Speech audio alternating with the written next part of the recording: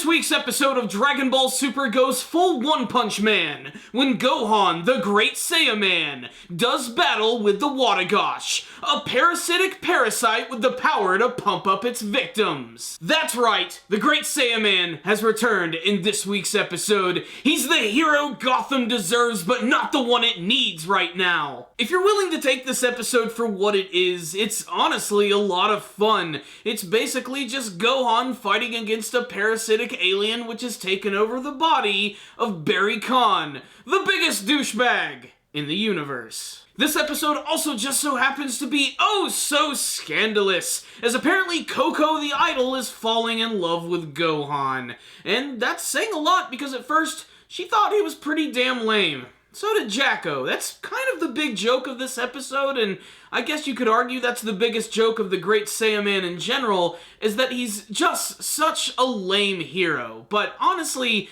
I love the Great Saiyaman. I think he's a really fun character, and I really think that Gohan should really just go full on with the whole Great Saiyaman thing. I mean, he does it so well, and you can tell that he really enjoys being a hero. Not only because he gets to protect the people of Earth, but of course he gets to protect his cherished loved ones, such as Videl and Pan, who are the ones who push him to the brink in this episode. And that's because we get to see Gohan as the Great Saiyaman go Super Saiyan and become the Super Great Saiyaman, as he does battle with the Watagash, which conveniently, of course, has taken over the body of Barry Khan.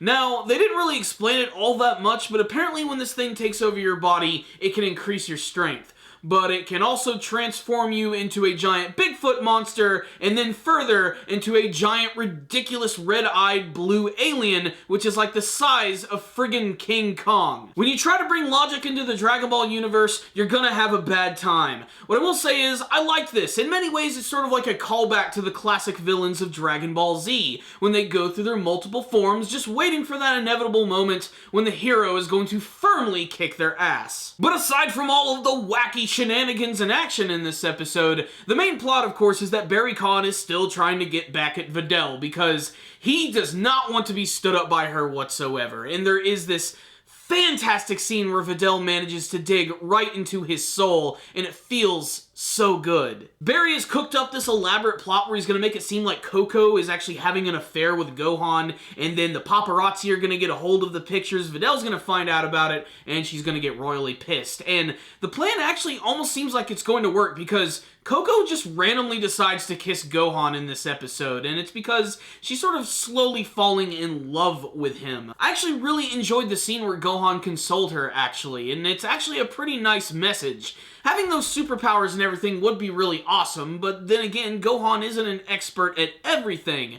There's a lot of things that he actually can't do that regular people are completely capable of, like not being cringeworthy all the time with ridiculous poses. It's a heartwarming moment between the two characters, which again paints Gohan as a real stand-up guy. And then there's the end of the episode, where Barry Khan gets taken over by the Watagash and transforms into this big monster and fights against Gohan in the city. It's just kaiju classic. The battle itself is surprisingly entertaining and kind of reminds me of the Dragon Ball Z movie Wrath of the Dragon, the villain Hirudegarn, who was this big massive beast who could move around really fast. And as big as the Watagash is, it can like teleport and zip around real quick. It's throwing Gohan all over the city, but you know, you're just sort of waiting for that big moment where eventually Gohan is going to take control of the battle. The thing is though, he can't go full on because he doesn't want to kill this thing because it's taken over Barry Khan's body, so he has to come up with some other plan. But really, I don't get what the plan is, because he just ends it by turning into a Super Saiyan and blasting the shit out of this thing with a freaking Kamehameha blast. Oh, excuse me, not the Kamehameha blast, the Great Saiyaman Beam. So the Watagash and Barry Khan are defeated, and they somehow both manage to survive. Barry Khan's career also manages to make it out of the rubble in this week's episode, although Coco sort of has him over a barrel. Because she actually knows that he transformed into this monster, Barry pretty much has to do everything she says. Otherwise, she'll go straight to the press. And once again, the day is saved, thanks to the Great Saiyaman. So what's the rundown on this week's episode of Dragon Ball Super? This episode is not going to win any awards. It's probably not going to be everybody's favorite episode of Dragon Ball anytime soon. But damned if it was not entertaining. Not only that, but it just demonstrated that despite the fact that Gohan gets a lot of crap from the fan base, and even people in the show consider him a freaking lame character, he still has the chops to be an incredible hero. A very cheesy one, but still a really great hero nonetheless. There were a lot of little things in this episode that I really loved. I loved the scene at the end where it seemed like Gohan was being defeated by the Watagash, and Coco was disturbed over the fact that Gohan is about to be killed in front of everyone, but Videl reassures her, no, Gohan can never lose to anyone. As long as we are around, being Pan and Videl, and their love is strong for each other, Gohan will never lose. It's super cheesy, but I really like this moment. It really paints these characters as a really strong family, and you get to see more of that at the end of the episode when Gohan's family, including Chi-Chi and Gohan and Goten, go to actually see the movie. Goten liked it, Chi-Chi loved the intense fighting scenes, and then there's Goku, who just decided to fall asleep during the movie. He'd much rather get in fights than actually watch them. Oh, and to top it all off, they actually managed to wrap up Jacko's story. Throughout this episode, basically, he's just doing what he always does, which is being comic relief. He manages to not only nearly kill Gohan and probably half of the people on the planet when he fires his giant beam of destruction at the beginning of the episode, but by the end of it, he gets his ramen, and it looks like the events are about to repeat when the Watagash is about to break out. Will we get another update to this story?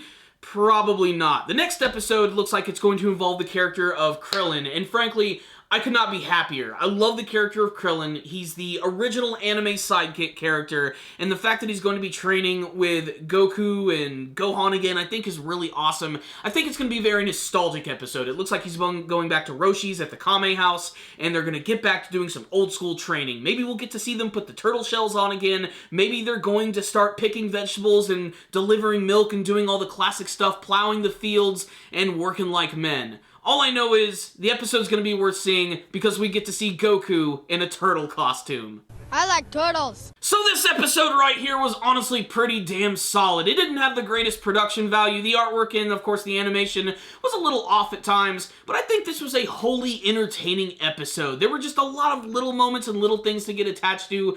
Barry Khan is just such a douchebag character, but it was perfect that he was taken over by the alien, even if the planets did align on that moment. The ridiculous film crew is just as funny. The director who's going out of his way to risk the life of his crew just to get these amazing shots is just ridiculous. But it just makes this episode so fun. And it's got a kaiju element with a giant monster at the end. And Great Saiyaman becoming a Super Saiyan. It's pretty awesome in my opinion. So check it out, Dragon Ball fans. If anything, it's a fun distraction. You might get a couple of laughs and you might like some of the action, so make sure to check it out. I'm gonna give this episode a solid 4 out of 5. That's right, it was entertaining as hell. Make sure to tell me what you thought about it in the comments section below. Did you like this episode? Did you not like this episode?